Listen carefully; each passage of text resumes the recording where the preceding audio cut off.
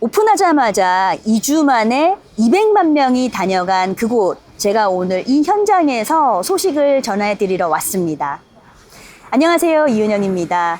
오늘 저는 롯데월드 타워 앞에 있는 이 메인 광장에 나와 있는데요.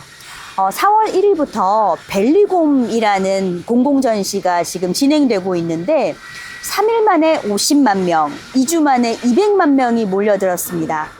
그래서 오늘은 이 이슈에 대해서 한번 살펴보고 여기에 대한 마케터의 시각을 좀 정리해드리겠습니다. 이번 행사 같은 경우에는 4월 1일부터 시작을 해서 원래 17일까지 해서 종료할 행사였는데요. 너무 인기가 많다 보니까 24일까지 연장해서 전시가 펼쳐집니다. 그런데 이번 행사에서는 좀 눈에 띄게 볼 점이 벨리곰이 무려 15m나 됩니다. 아파트 4층 높이인데 이 곰뿐만 아니라 2m짜리 곰 6마리도 곳곳에 비치되어 있어서 사람들이 지나는 길목길목에서 안내를 하고 있는데요. 이번 벨리곰 프로젝트 같은 경우에는 담당했던 기획자의 이야기를 들어보니까 코로나19로 인해서 좀 지친 사람들에게 위로가 되고 이제 그 자가격리나 뭐 거리두기 이런 것들이 전면 해제가 됐는데 이런 리오프닝, 제 새로운 출발을 기념해서 어떤 응원의 메시지를 또 담았다고 합니다. 이번 행사는 정말 갖가지 기록을 갈아치우는 데서 좀 의의가 있습니다. 예를 들어서 지금 여기에서 펼쳐지고 있는 공공전시 프로젝트 같은 경우에는 러버덕을 시작으로 해서 대형 프로젝트가 지금 포함해서 3번 열리고 있습니다.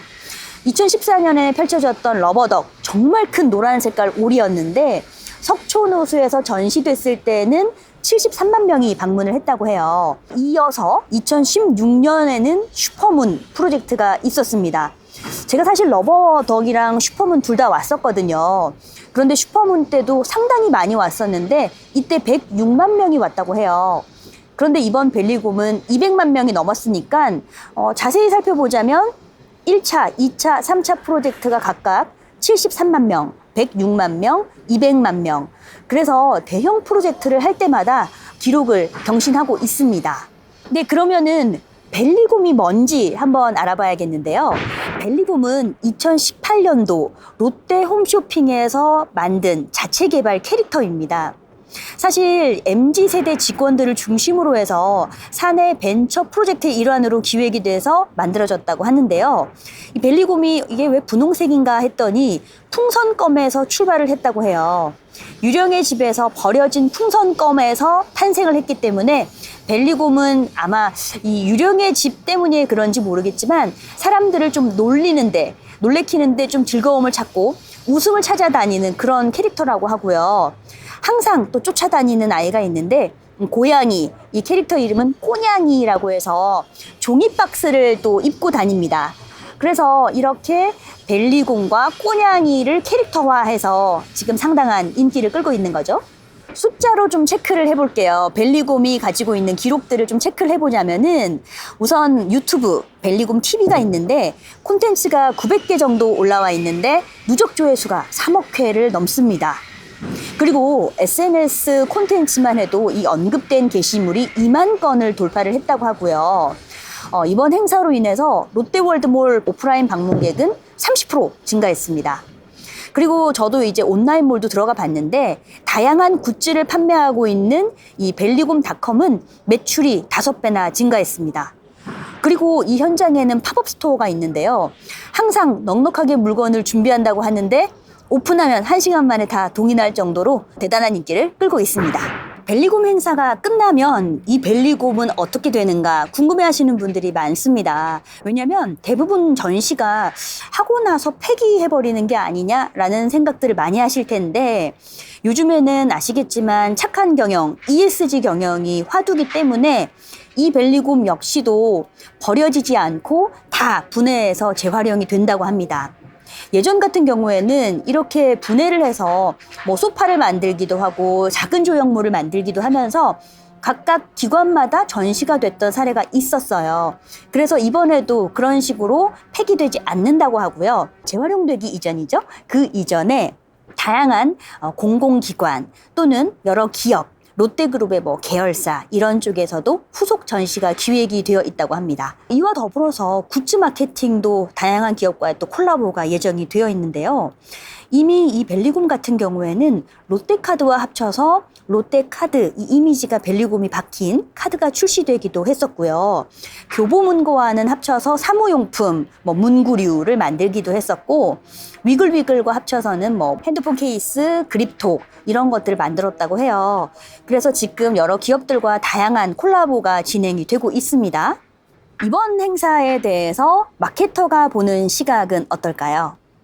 저는 지금 이번 이 트렌드와 관련해서 이 벨리곰에 대해서는 캐릭터 비즈니스라고 좀 해석을 해보고 싶습니다.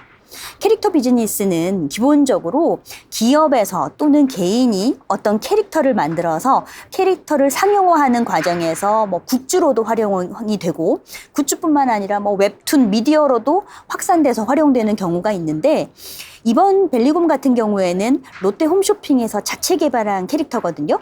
근데 기업의 대표적인 마스코트라기보다는 좀 부캐 정도로 좀 보는 게 맞을 것 같아요.